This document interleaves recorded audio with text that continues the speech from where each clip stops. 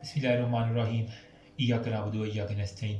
तो guys surgery के क्योंकि हम लेक्चर की तरफ प्रोसीड कर रहे हैं तो ये है शॉर्ट केसेस ऑफ सर्जरी जिसके अंदर आपके एग्ज़ाम के अंदर ऑस्पी से रिलेटेड जो मोस्टली चीज़ें आती हैं ना, जितना मुझे बंदा इन चीज़ को थोड़ा बहुत आता है वो आपके साथ शेयर करूँगा, मिल मिला के कर लेंगे। अगर मुझसे कोई गलती हो नीचे कमेंट सेक्शन ओपन है, आप उसके अंदर मुझे ना रिकमेंड कर सकते हैं। हमारे टीचर्स ने हमें जिस तरह करवाया, जितना अभी तक मुझे याद है वो मैं आपके साथ शेयर कर देता हूँ क्योंकि रिक्वेस्ट बहुत ज़्यादा थी। तो अभी अभी मैं आया तो मैंने कहा चलें यार इसको ना कवर करते हैं। देखो शॉर्ट केसेस के अंदर जब सर्जरी है ना उसके अंदर इंग्वाइनो सक्रोटल एरिया हर्निया बहुत ज़्यादा इंपॉर्टेंट है, अम्बलाइकल, पैरा अम्बलाइकल और जो एपिगैस्ट्रिक और इंसीजनल हर्निया। ठीक है, अब शायद कैमरे में मेरी बॉडी उल्टी नज़र आ रही हो, अभी मेरे घर में कोई छोटा बच्चा या मेरा कोई छोटा बहन भाई नहीं है, ठीक है, तो इस वजह से अपनी बॉडी पे करना पड़ रहा है, थोड़ा सा गुजारा कर लेना। ठीक है, लम्ब और इसकी स्वेलिंग आपको पता होनी चाहिए। एग्जामिनेशन ऑफ ब्रेस्ट, ठीक है, राइट और लेफ्ट ब्रेस्ट दोनों को आपको एग्जामिन करना आना चाहिए। अगर तो आप बॉडी बिल्डर है तो आपको अच्छा जो है ना वो हो जाएगा, वरना फिर गुजारा कर लेना। अच्छा, एग्जामिनेशन ऑफ द नेक की स्वेलिंग जो है ना वो आपको आनी चाहिए। Salivary gland, examination of ulcer किसी भी किस्म का, वेरिकोज वेन जो टांगों के ऊपर होती है उसका आपको एग्जामिनेशन आना चाहिए। ठीक है, पेरिफेरल नर्व का कभी कभार जो है ना, हमारी एक दफ़ा आया था कि आम की जो है ना वो आपने एग्जामिनेशन करनी है, तो बच्चे बड़े कंफ्यूज थे। इसमें कोई इतना बड़ा मसला नहीं होता, आपने एनाटमी पढ़ी हुई है ना तो इसकी के अंदर से जो है ना वो मैक्सिमम आपके लग जाएंगे। ठीक है, फिर हमारे पास आ जाते हैं, मैंने ये कुछ लिखे हुए हैं, examination of the abdomen. Abdomen का एग्जामिनेशन बहुत इंपॉर्टेंट है। ठीक है, इसके अंदर फिर आपको लीवर पल्पेट करना है, स्प्लीन पल्पेट करना आना चाहिए। ठीक है, और इसके किस तरह हमने जो है ना वो लीवर को पल्पेट करना है वो मैं सर आपको तरीका इंशाल्लाह बताऊंगा अगर ज़िंदगी रही तो। फिर examination of the lymph node, आपके जो है सब मेंटल सब मैंडिबुलर और जो है ना वो एंटीरियर जो एरिकुलर है, पोस्ट एरिकुलर है गया, और ये सारे के सारे, ठीक है, वो एक सीरीज़ आ जाती है। और फिर हमारे पास एग्जामिनेशन ऑफ पेरिफेरल नर्व, तो ये अगर कर लेंगे ना तो आपके मैं कहता हूँ कि शॉर्ट केसेस जो है ना वो मोस्टली हो जाएंगे। इस वीडियो के अंदर मैं आपके साथ इनग्वाइनो सक्रोटल एरिया और हर्निया के बारे में बॉडी के ऊपर करके दिखाता हूँ, शायद थोड़ी बहुत आपको समझ आ जाए। अच्छा तो यही था कि मेरे पास कोई होता तो उसकी बॉडी के ऊपर मैं कर देता, लेकिन यार अभी अवेलेबल इतनी ही है तो फिर कोई मान मान भी नहीं रहा वीडियो के लिए, तो मैंने कहा खुद ही कर। अपनी आप सेकेंड ईयर एमबीबीएस की एनाटमी एब्डोमन पेल्वस वाली जो है ना थोड़ी सी रिकॉल करनी पड़ेगी। उसके अंदर हमने पढ़ा था एक हैसेलबैच ट्रायंगल। ठीक है, अब वो क्या होती है उससे पहले भी मैं आपको बताता हूँ कि हमारे राइट और लेफ्ट साइड से जो है ना दो के नाल गुजरती हैं, और ये हर्निया जो है ना इंग्वाइनो सक्रोटम, ये मेल के अंदर ही आपको दिखेगा जारी वजह सक्रोटम का। तो राइट और लेफ्ट से हमारे पास इनग्वाइनल के नाल्स आती हैं।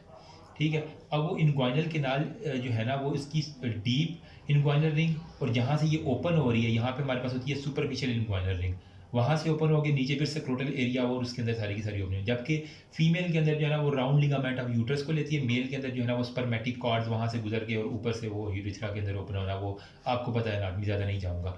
यहाँ पे एक ट्राइंगल होती है जिसे हम कहते हैं हैसेलबैच ट्राइंगल।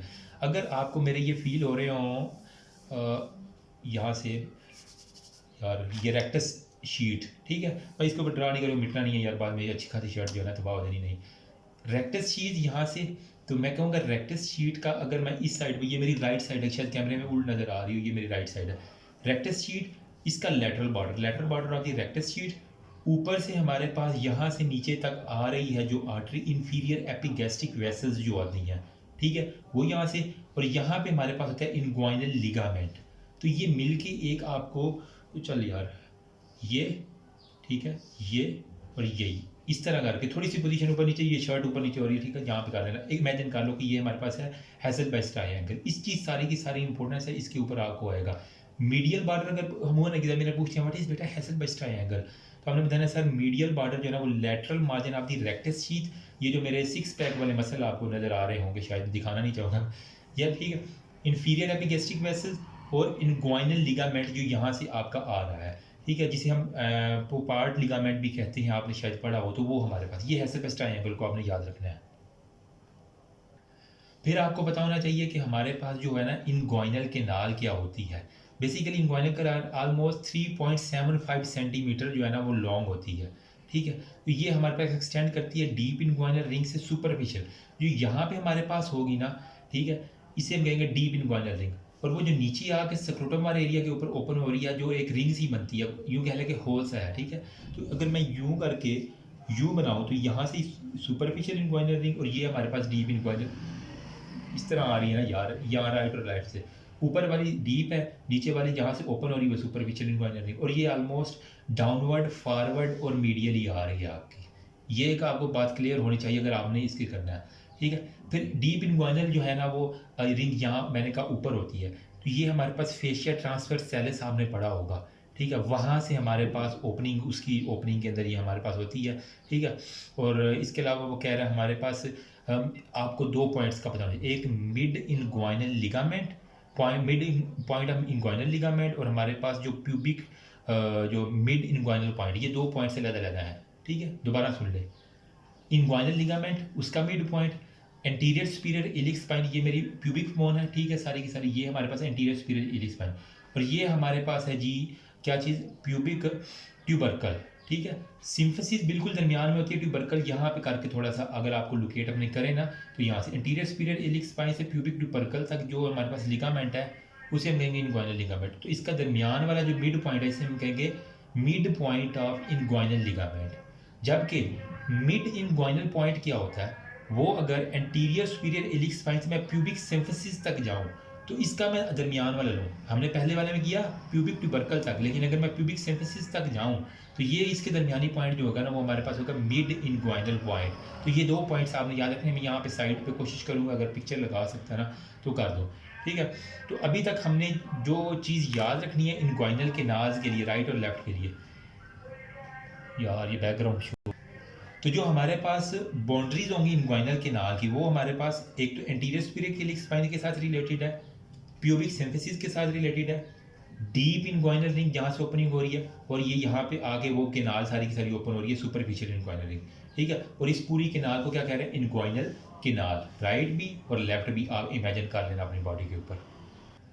फिर एग्जामिनर पूछते बेटा इसकी इंपॉर्टेंस क्या है, इंग्वाइनल केनाल लगाई हुई है, इसकी इंपॉर्टेंस बता दो। तो आपने कहना सर जो मेल्स है ना उनके अंदर टेस्टिस से जो है ना वो हमारे पास स्पर्मेटिक कॉर्ड्स आ रही होती है, ठीक है। तो हमारे पास स्पर्मेटिक कॉर्ड यहाँ से, जबकि फीमेल में आपने कहना कि round ligament of the uterus होती है जो कि हमारे पास वो लेबिया में जोड़ा और वहाँ तक सारी की सारी जाती हैं। अच्छा, 3 आर्टरीज आपने याद रखना, टेस्टिकुलर, क्रीमस्टेरिक और हमारे पास आर्टरी2 वेज है, ठीक है। टेस्टिकल याद कर लेना, और उसके बाद जो क्रीमस्टेरिक मसल होती है ये medial side of the thigh के ऊपर दोनों होती है। तो cremasteric muscle, testicular artery, cremasteric artery, जो वाज डिफरेंस जा रही होती है, ठीक है, उसको एक आर्टरी सप्लाई करती है। ये 3 आर्टरीज के नाम आपको जाना चाहिए, और इंपॉर्टेंट क्वेश्चन है, ठीक है।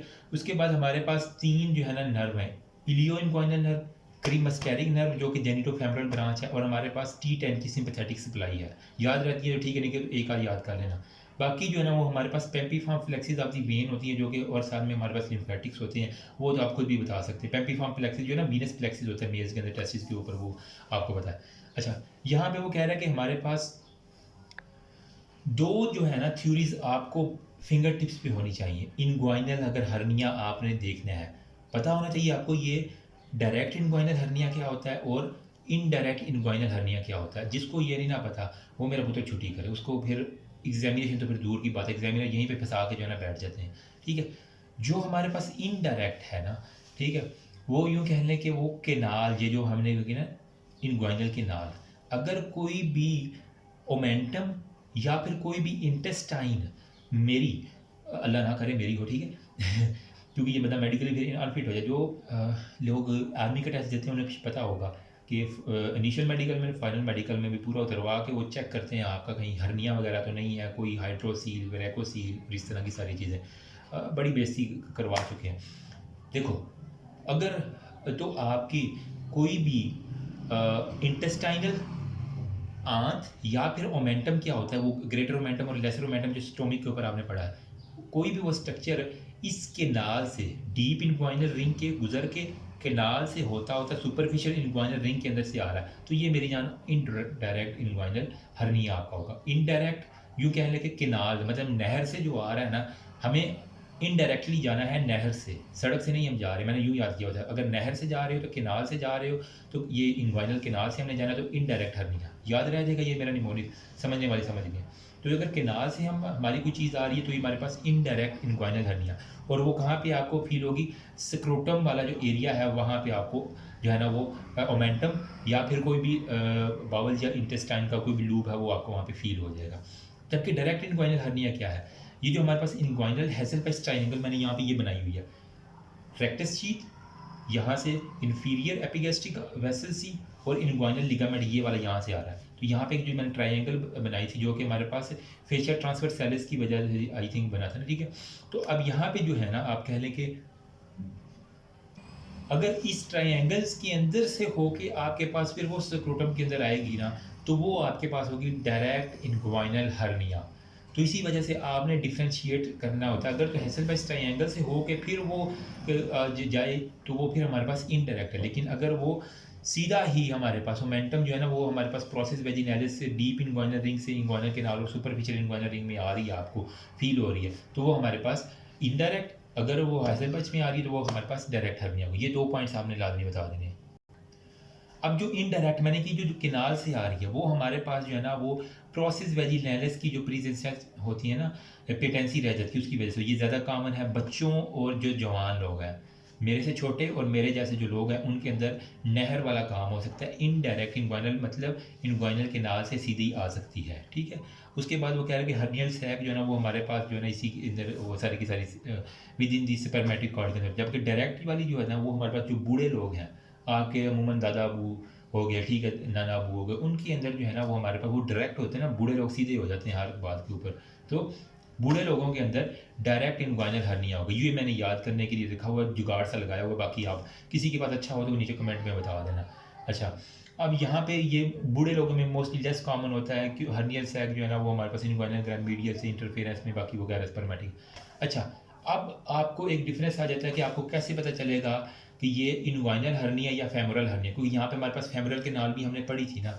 देखो यहाँ पे आपको जो क्रीज नज़र आ रही हैं, अगर इसके मीडियल होगा तो वो हमारे पास इन्ग्वाइनल हर्निया होगा। अब वो अलग बात है डायरेक्ट हो या इनडायरेक्ट, वो हमने बाद में देखना है।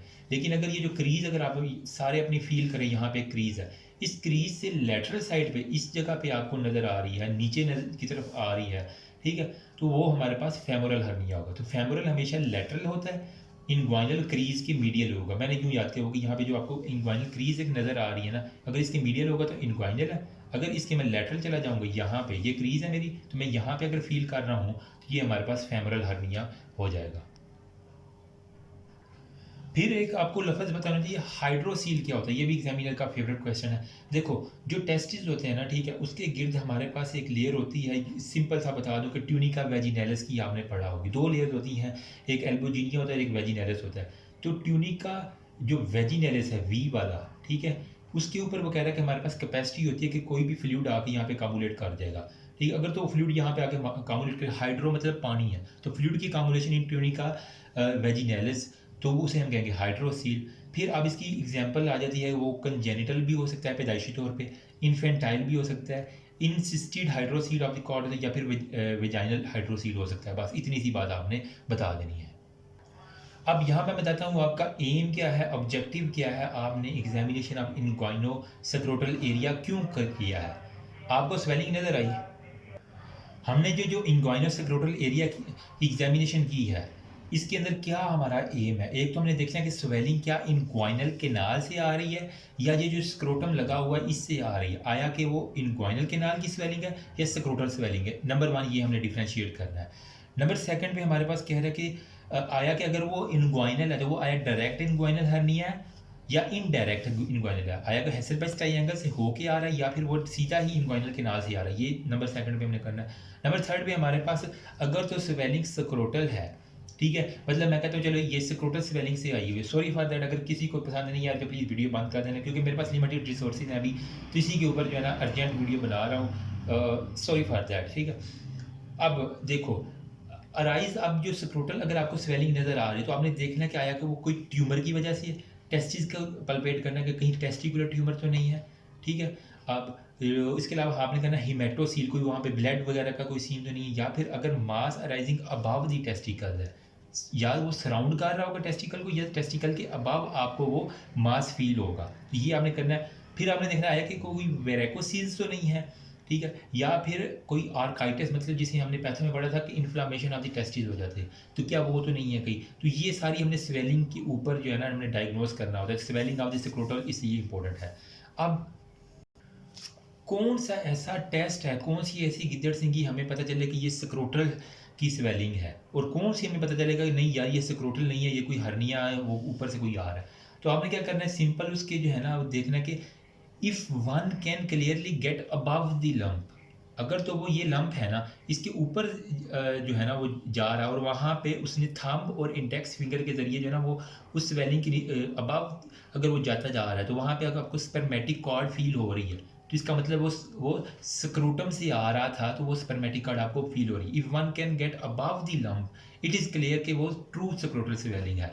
अगर if one can not gate above the swelling, अगर वो ऊपर स्वेलिंग से अबव नहीं उसको अप्रोच कर पा रहा, तो इसका मतलब है कि वो कोई थिकर एरिया है, और वो ऊपर से कोई थिक चीज़ आ रही है कि हम इसको मज़ीद ऊपर नहीं कर पा रहे। तो ये हमारे पास होगा कि हमारे पास होगा कि वो स्क्रोटल नहीं है, कोई और चीज़ है। आपने ये इंडेक्स फिंगर और थंब के दरमियान में उसको रख के यूं जो है ना उसको पीसना, यूं कहते हैं ना, ज़्यादा नहीं करना क्योंकि पेशेंट फिर आपकी कर देगा, यूं करना है। तो अगर ये सपोज करें स्पर्मेटिक कार्ड है, तो if one can get above, यूं आप जाते जाएंगे तो आपको स्पर्मेटिक कार्ड फील होती जाएगी। इसका मतलब है कि ये स्क्रोटम से आ रही है, तो one can get above the swelling it is scrotal. If one can not gate, क्योंकि यहाँ से अगर ऊपर से कोई चीज़ आ रही है तो आप मजीद इसको ऊपर नहीं कर। If one can not gate above the swelling, तो इसका मतलब है कि हम कोई ऊपर से हर्निया आ रहा है कि हम इसके ऊपर मजीद नहीं ले जा पा रहे। तो मैंने इस तरह याद किया, उसे जुगाड़ू सा तरीका है जो आप इसको अप्लाई कर सकते हैं। नंबर नेक्स्ट स्टेप, अब आपने देखना है कि ये जो स्वेलिंग आ रही है थ्रू इनग्वाइनल कैनाल, आया कि ये वाकई हर्निया है, कोई ओमेंटम है, कोई आपके पास सैक है, या फिर हमारे पास कंजेनिटल हाइड्रोसील है या इन्फेंटाइल हाइड्रोसील है, किस तरह पता चलेगा। एक रिफ्लेक्स है जिसे हम कहते हैं कफ रिफ्लेक्स, और बिलीव में ये फाइनल मेडिकल के अंदर इतना करवाते हैं ना आर्म फोर्सेस के अंदर कि मतलब बंदे की मत बात। आपने कहना मरीज़ को अपना हेड जो है ना वो टिल्ट करे, अपने मुंह के ऊपर प्लीज़ नहीं खांसी करवानी, ये एक बड़ा इंपॉर्टेंट पॉइंट है, वरना वो मरीज़ मुंह के ऊपर खांसी करे, उसे कहना अपना मुंह एक टेढ़ा इस साइड पे करो और खांसी करो इस तरह करके, ठीक है। अगर तो स्वेलिंग होगी पहले से, तो जो भी चीज़ है ना कफिंग के ऊपर अब्डोमिनल कंटेंट, वो हमारे पास सारे का सारा सैक के अंदर जो है ना वो आपको ड्राइवन होते नजर आएगा। लेकिन अगर कोई वहाँ पे स्वेलिंग पहले नहीं है, तो जब कोई कफ करेगा तो वो हमारे पास अपेरेंट स्वेलिंग नज़र आना शुरू हो जाएगी। एक ये जुगाड़ से आपने कफ करने का कहना, देखना कि आया कि वो अपेरेंट स्वेलिंग आपको नज़र आ रही है या नहीं आ रही, बस इतनी सी बात है। तो हर्निया के लिए हमारे पास एक्सपेंसाइल कॉफ इम्पल्स आपने चेक करनी होती है कि ये डायग्नोस्टिक है हमारे पास या नहीं है, ठीक है। फिर हमारे पास जो है ना वो कह रहा है कि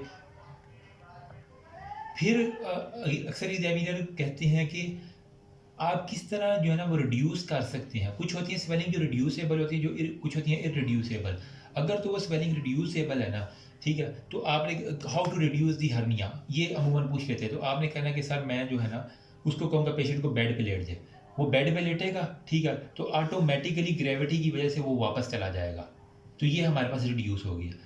लेकिन अगर बहुत बड़ा हर्निया है आपको, वो नहीं जा रहा, तो वो बेड पे लेटा हुआ, सपोज करें ये लाइन पोजीशन है, ठीक है, तो अगर इस साइड का हर्निया है ना, तो उसको कहेंगे अपनी लेग फ्लेक्स करो, अडक्ट करो। उसके बाद जो है ना वो मरीज़ हाथ से पकड़ के यूं यूं यूं यूं करके जो है ना इनग्वाइनल कैनाल से इसको ऊपर ले जाता है। इससे एब्डोमिनल मसल रिलैक्स हो जाए। जब आपने फ्लेक्स किया तो ये एब्डोमिनल मसल मेरे सारे रिलैक्स हो गए, और मैंने फिर जो है ना वो आराम से जो है ना वो अपनी स्वेलिंग को इनग्वाइनल डीप सुपरफिशियल इनग्वाइनल से डीप इनग्वाइनल रिंग की तरफ जो है ना वापस ले आया हूँ। तो इस तरह हम आपने रिड्यूस करना है, लेकिन रिमेंबर लेग को फ्लेक्स और अडेप्ट लाजमी करवा देना है, इससे जो है ना वो इजीली आप जो है ना कर लेंगे। अब वो कह रहे हैं हर्नियल सैक के अंदर क्या क्या चीज़ हो सकती है। ओमेंटम हो सकता है, इंटेस्टाइन का कोई पार्ट हो सकता है, कोई भी स्मॉल इंटेस्टाइन हो सकती है, या फिर मैकस डाइवर्टिकुलम आपने एम्ब्रियो के अंदर पढ़ा होगा, तो उसका कोई ना कोई एक पार्ट हो सकता है। अब बात आ जाती है जो मैंने कहा ना डायरेक्ट और इनडायरेक्ट को किस तरह आप डिफ्रेंशिएट करेंगे। अभी तक हमने वो काफ़ी इम्पल्स रिफ्लेक्स वाला कर लिया, लेकिन अब हमारे पास है कि कहते हैं कि बेटा आपको ख्वाब आया कि ये डायरेक्ट है या इनडायरेक्ट है, हालांकि आपने तो कोई भी अल्ट्रासोनिक और कोई चीज़ नहीं है जिससे आपको पता चले कि ये किनार से आ रहा है या हमारे पास हैसल बाइस से आ रहा है। किस तरह आपके पास कौन सी ऐसी गिदड़ सिंगी है कि आपको पता चले ये डायरेक्ट है या इनडायरेक्ट है। हमें पता है कि हमने जो है ना वो डीप रिंग अक्लूजन टेस्ट करना होता है। Remember, deep ring occlusion test, इसको पहले से बात करूँ। डीप रिंग कहाँ पे है? ये वाली रिंग है, इसको हमने किसी तरह अक्लूड करना है। सुपरफिशियल यहाँ पे थी, डीप यहाँ पे है। इस डीप रिंग को हमने किसी तरह अक्लूड करना है, ठीक है। और ये हमारे पास ये जो होता है ना इंग्वाइनल लिगामेंट, एंटीरियर स्पीरियोडिक स्पाइन से प्यूबिक सिंफिसिस था। मिड इंग्वाइनल पॉइंट ये है, 1.2 सेंटीमीटर मैं ऊपर जाऊंगा तो ये मेरे पास डीप रिंग इंग्वाइनल रिंग आ गई। इसको मैंने पकड़ना है यहाँ से, तो इससे जो है ना जो हमारे पास करेंगे ना टेस्ट, उससे हमें पता चल जाएगा कि डायरेक्ट है या इनडायरेक्ट इंग्वाइनल हर्निया। तो आपने मिड इंग्वाइनल पॉइंट से 1.2 सेंटीमीटर अंदाजे से जाके एक्टिंग लाजमी करनी है। यहाँ पे जाके आपने इसको जो है ना वो करना है। करना कैसे होता है टेस्ट? अब आपने उसको एक तो लिटा देना पोजीशन में, ठीक है, खड़ा नहीं रखना। इसके लिए हमने पेशेंट को लाइन पोजीशन के अंदर लेके आना होता है। अब उसको कहते हैं कि अगर तो हर्निया वो लेटे हुए खुद ब खुद चला गया तो ठीक है, अगर वो इरिड्यूसिबल नहीं जा रहा तो मरीज को टांग को फ्लेक्स करवा के उसे कहना कि खुद जो है ना वो अपने हाथों से करे, तो वो यूँ हाथों से करके अंदर ले गया, एक दफ़ा अंदर चला गया, ठीक है। अब आपने क्या करना है, आइडेंटिफाई करना है in mid inguinal point, anterior superior के लिए इसमें उसकी प्यूबिक सिंफिसिस। अब मरीज रिमेंबर लेटा हुआ है, क्योंकि मैं लेट तो सकता नहीं यार इस तरह, ठीक है, तो रिमेंबर ये मरीज लेटा हुआ है। मिड इंग्वाइनल पॉइंट, उससे जो है ना आपने चले जाना है। हमने कहा यार एक तो इसका फोकस का बड़ा क्यों मसला आ रहा है, होपफुली अल्लाह करे कि वीडियो ठीक मान रही है।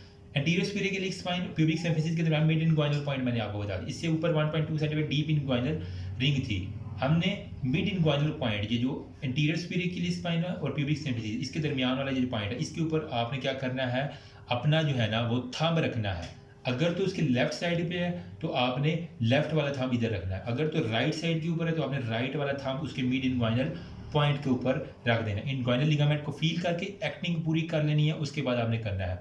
अब आस्क पेशेंट टू कफ, इस तरह करना है, and note the hernia appear और नॉट, ठीक है।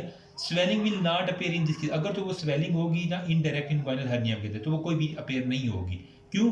इनडायरेक्ट में हमने कहा कि डायरेक्ट किनाल से आ रहा है, तो जब हमने किनाल ही बंद कर दी तो कोई भी स्वेलिंग आगे नहीं आएगी, जिसका मतलब वो इनडायरेक्ट इंग्वाइनल हर्निया है, ठीक है। दोबारा सुन लें, जिसको नहीं समझ आए रिवाइंड करके देख लेना। मिड इंग्वाइनल अगर राइट साइड के तो राइट वाला थंब आपने मिड इंग्वाइनल पॉइंट पे रखा, पेशेंट को कहना लेटे हुए खांसी करो, मुंह उसका साइड पे करवा देना, अपने मुंह के ऊपर प्लीज नहीं खसवाना या एग्जामिनर के मुंह के ऊपर खसवाना नहीं है, यूं करना है।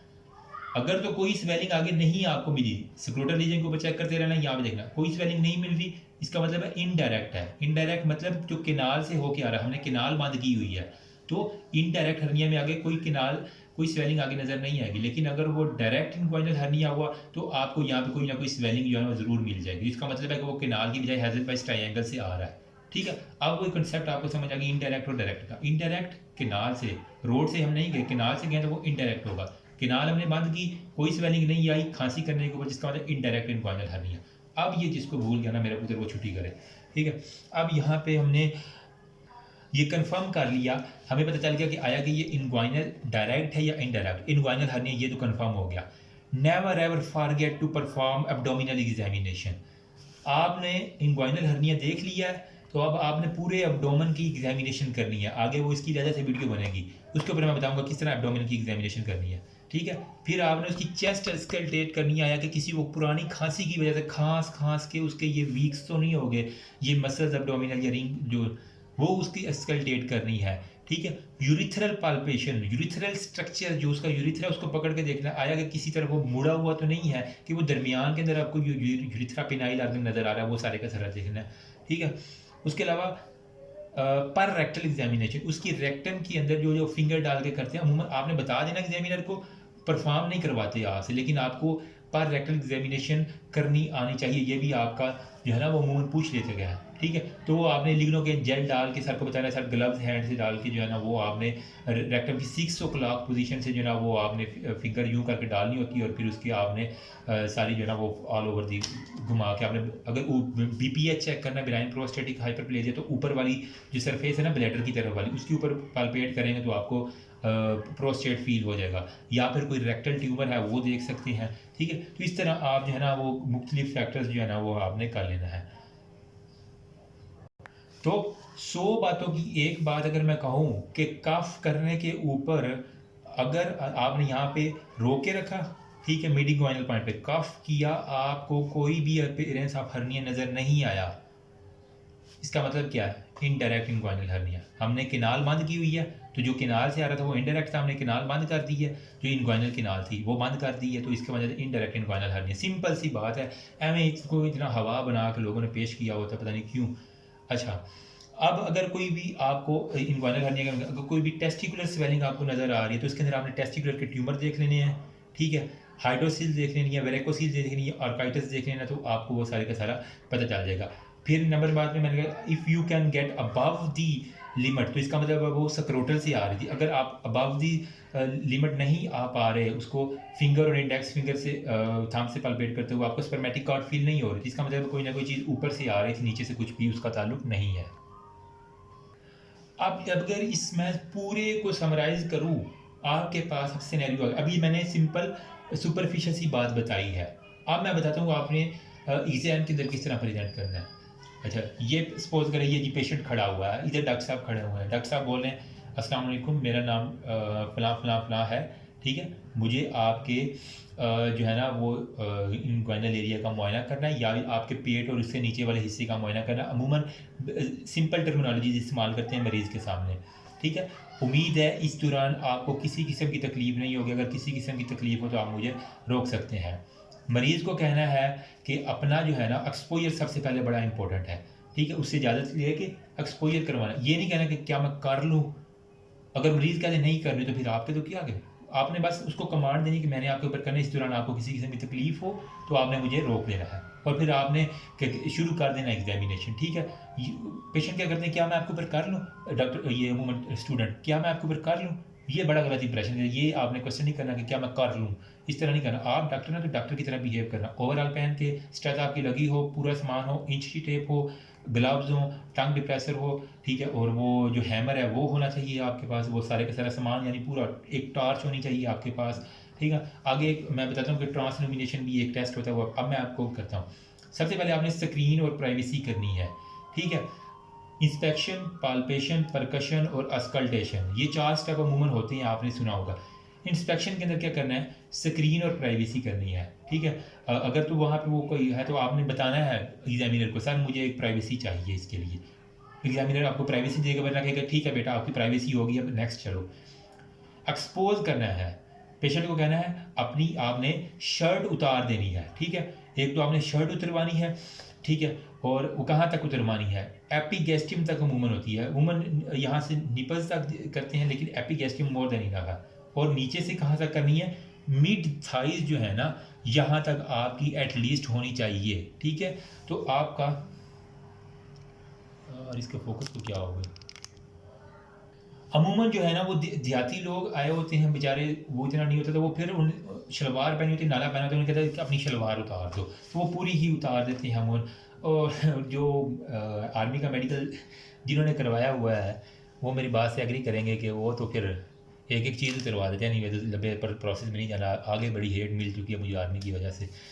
एनीवेज, अल्लाह माफ़ करे, इंशाल्लाह ठीक हो जाए, दुआ करना। अच्छा, जो है ना हमारे पास आपने एक्सपोजर सबसे पहले करवा लिया, ठीक है। रिमेंबर आप इंस्पेक्ट कर रहे हैं, इंस्पेक्टर क्या करता है, कोई भी पुलिस का इंस्पेक्टर वो सिर्फ इंस्पेक्शन करता है, मतलब देखता है, कोई हाथ नहीं लगाना, कोई स्ट्रेच नहीं लगानी, कोई कुछ नहीं करना, आपने सिंपल देखना है। नंबर 1 पे एक्सपोज करवा लिया, ठीक है, मिड थाई तक और यहाँ से एपिगैस्ट्रियम तक। उसके बाद आपने इंस्पेक्ट करना है, एक तो आपने फ्रंट से देखना है किसी किस्म की स्वेलिंग यहाँ तक, ठीक है, फ्रंट से, फिर उसके साइड से आके देखना है, इधर से, और फिर इधर से देखना है, किसी किस्म की स्वेलिंग हो आपने वो नोट कर लेनी है।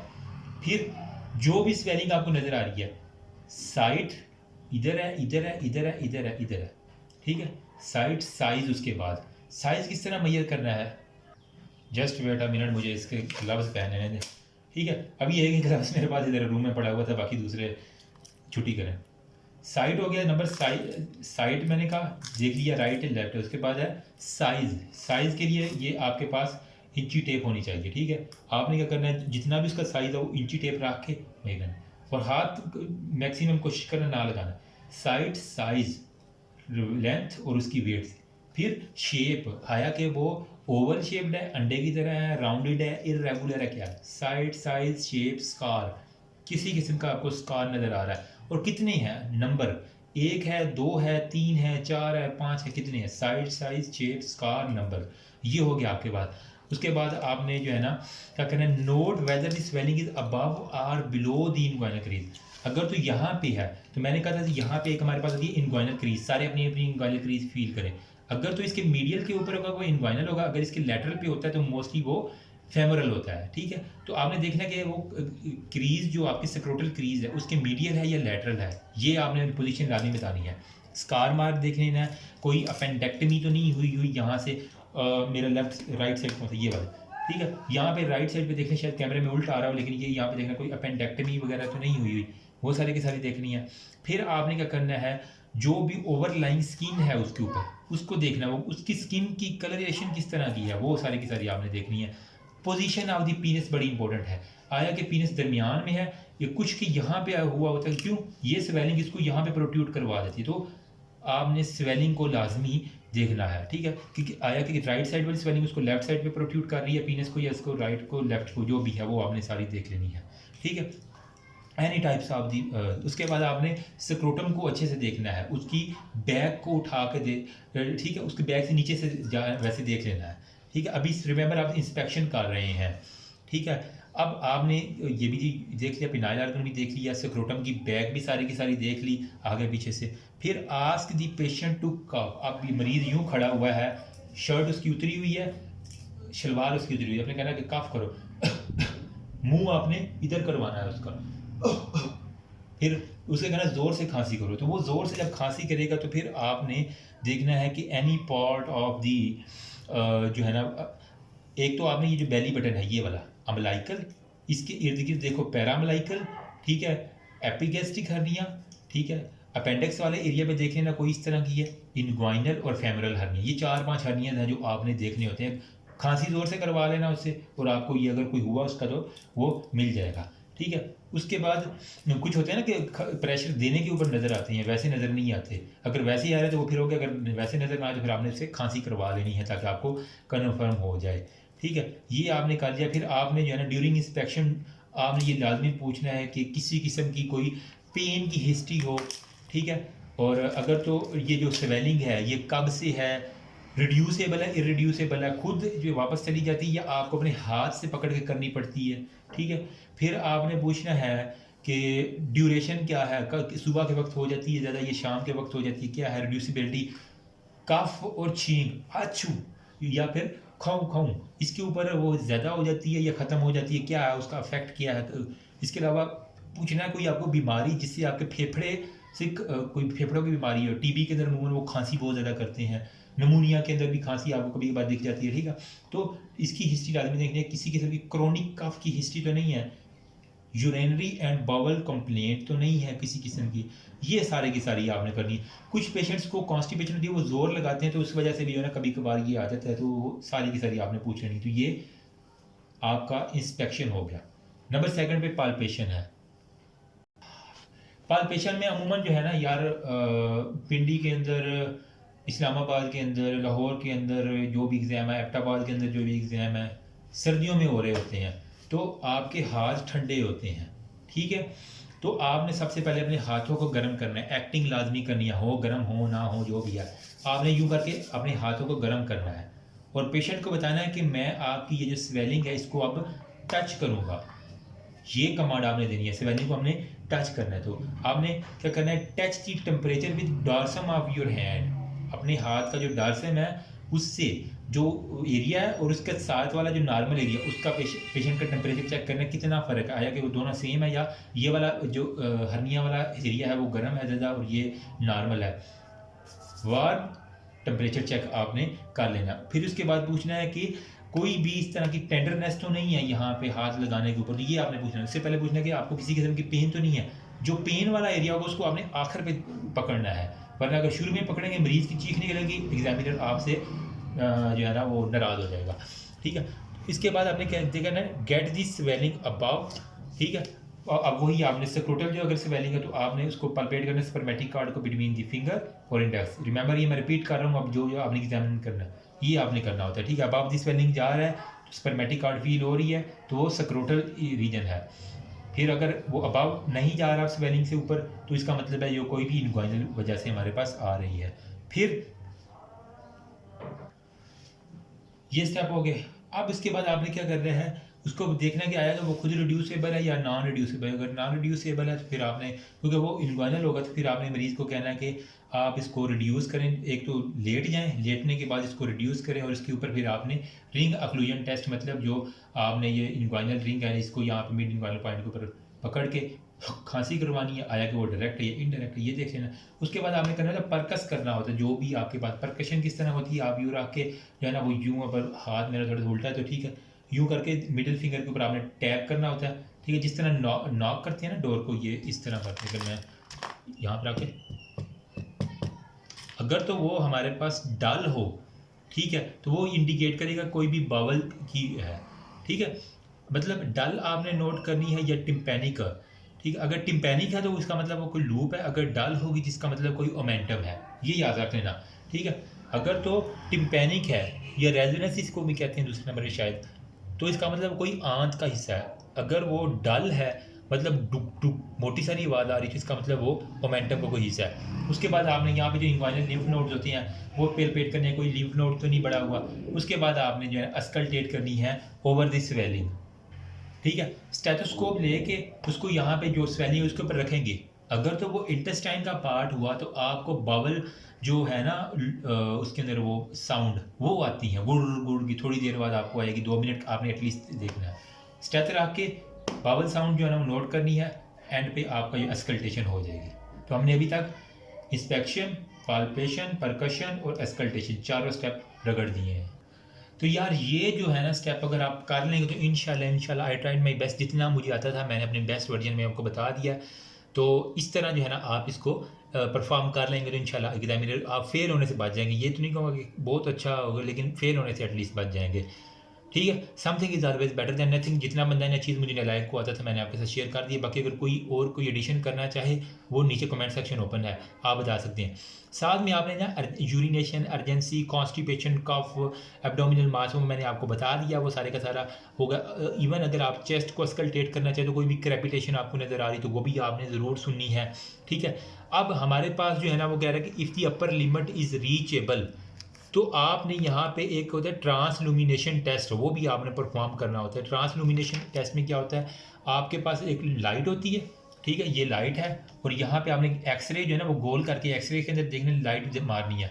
अगर तो वो लाइट वहाँ से नज़र आ रही थी इसका मतलब है ट्रांसलुमिनेशन पॉजिटिव है। सपोज करो ये कोई स्वेलिंग है, ठीक है, यहाँ से मैंने लाइट मारी, यहाँ से मैंने एक्सरे जो है ना उसको गोल कर लेती हैं ताकि वो डार्क सा एरिया मार, वरना लाइटें ऑफ करवा ली जाती हैं। सर को कहना है सर मैं लाइट्स ऑफ करवाना चाह रहा हूँ, एक ट्रांसलुमिनेशन टेस्ट करना चाह रहा हूँ। कहेंगे नहीं बेटा आप लाइटों के अंदर ही करो। तो आपने क्या करना है, सर कोई एक्सरे मुझे दे दें। एक्सरे को यूँ आपने जो है ना सपोज करें ये मेरे पास कोई चीज़ है ना, ठीक है, एक्सरे को आपने जो है ना वो यूँ करके गोल करके, ठीक है, यूँ करके यहाँ पे स्वेलिंग की इस साइड पे ये रखना है एक्सरे, अपनी आँख यहाँ पे, इधर से आपने टार्च जला देनी है। अगर तो वो सारा ट्रांसलुमिनेट हो गया तो इसका मतलब है वो हमारे पास कोई फ्लूइड है, हाइड्रोसील है। अगर वो स्क्रोटम के ऊपर रखना है ना आपने, ठीक है, तो यहाँ पे ऊपर मैं किधर लेके जाऊँ, यहाँ पे रखना है। अगर तो वो हाइड्रोसील हुआ तो सारा का सारा वो बल्ब की तरह जलना शुरू हो जाएगा, आपको यहाँ पे नजर आएगा। अगर यहाँ पे आपने लाइट मारी यहाँ से नज़र नहीं आई तो इसका मतलब है वो कोई भी हर्निया है, और हर्निया में ट्रांसलुमिनेशन टेस्ट नेगेटिव होता है। अगर हाइड्रोसील है तो ट्रांसलुमिनेशन टेस्ट पॉजिटिव होगा। ये आपने बताना है। फिर वेरेकोसील के अंदर आपने फील कर लेना कि वहाँ पे कोई बैग ऑफ वार्म तो नहीं है, तो वो इस तरह आपने बता देनी है। तो डिस्क्रिप्शन क्या थी आपने एंड में बताना, sir this man presented with painless inguinal swelling for 1 year, 2 year, 3 year, जो भी आपका ईयर होगा, that appears during standing, खड़े होने पे, और इंटरेक्ट में यही होता है ना, ठीक है, वो इनग्वाइनल कैनाल के अंदर रह जाता है, ठीक है। और जो जब हमारे पास डिसअपेयर होता है ऑनलाइन, जब वो लेटता है तो वो उसकी ख़त्म हो जाता है indirect inguinal hernia. Overlying surrounding skin is normal, skin हमने चेक कर ली, side size shape scar, no scar mark, peristalsis visible है, प्रोमिनेंट वेन है। और आपने फिर पहले कि कफ करते हैं जब खू खू या छींक करते हैं स्नीजिंग के ऊपर, ये विजिबल है या नहीं विजिबल, वो आपने बता दिया। फिर आपने कहना है सर टेम्परेचर ऑफ जो है ना वो comparable with the opposite side, it's not जो है ना वो कह रहा है कि ओवर द अपोजिंग कंपेयर हमने किया, और वो टेंडर था नॉन टेंडर था ये बता देना है, सरफेस स्मूथ थी या रफ थी वो बता देना है, रिड्यूसेबल था वो बता देना है, और इनग्वाइनल क्रीज के मीडियल है या लैटरल है, अगर लैटरल है तो फेमरल है, अगर मीडियल है तो इनग्वाइनल हर्निया होगा। ठीक है, फिर आपने बताना कि प्रेसिंग के ऊपर जो डीप रिंग में हमने डीप रिंग ऑक्लूजन टेस्ट किया, फिर हमने जो है ना वो कफ रिफ्लेक्स करके हमने किया कि पोस्टीरियर सेक्रोटम देखा, टेस्टिस देखा, यूट्रस देखा। बताना सर मैं इसका डीआरई करना चाह रहा हूँ, और साथ इसको जो है ना वो मैं इनग्वाइनल लिम्फ नोड मैंने चेक किए हैं, चेस्ट एग्जामिनेशन करना चाह रहा हूँ। करो ना करो लेकिन बताना लाजमी है आपने, अगर वो कहेंगे कि बेटा करो तो फिर आपने क्या करना है, डीआरई भी आप परफॉर्म कर दें। कौन सा मुश्किल है, आपने कहना सर मुझे लिग्नोकेन जेल चाहिए वहाँ पे। ठीक है, लिग्नोकेन जेल आपने पहले तो सबसे पहले प्लीज़ ग्लव्स लाजमी पहने हैं, ये ना यूँ ही स्टूडेंट बड़े कन्फ्यूज हुए होते हैं। आपने सबसे पहले जो है ना ये इसकी भी हालत रेडी होगी। ठीक है, ग्लव्स पहन के आपने उसके बाद आपने ये तो कभी टाइम पे नहीं, अच्छा जो भी है यार इससे ख़राब हो चुका, इसका पाउडर ही खत्म है। अच्छा, ग्लव्स पहन के उसके बाद आपने लिग्नोकेन जेल जो है ना, ठीक है, वो अपने फिंगर्स के ऊपर लगा के इसके ऊपर, ठीक है, यूँ लगा के, और 6 o'clock घड़ी को 12 में बना तो 6 o'clock यूँ जाना है। फिर आपने जो BPH चेक करना है, कोई भी रेक्टल ट्यूमर है वो चेक कर लेना है, तो सर को बता देना सर इस तरह, और एंड पे उसको जो है ना वो साफ़ लाजमी करना है वहाँ से जितने भी लिग्नोकेन जेल है उसको। फिर जब फिंगर बाहर निकालेंगे तो फिंगर पे देखना है कि आपने किसी का ब्लड तो नहीं लगा हुआ, और जो स्टूल है वो किस तरह का सॉफ्ट है उसका रंग चेक कर लेना, वो सारे के सारे।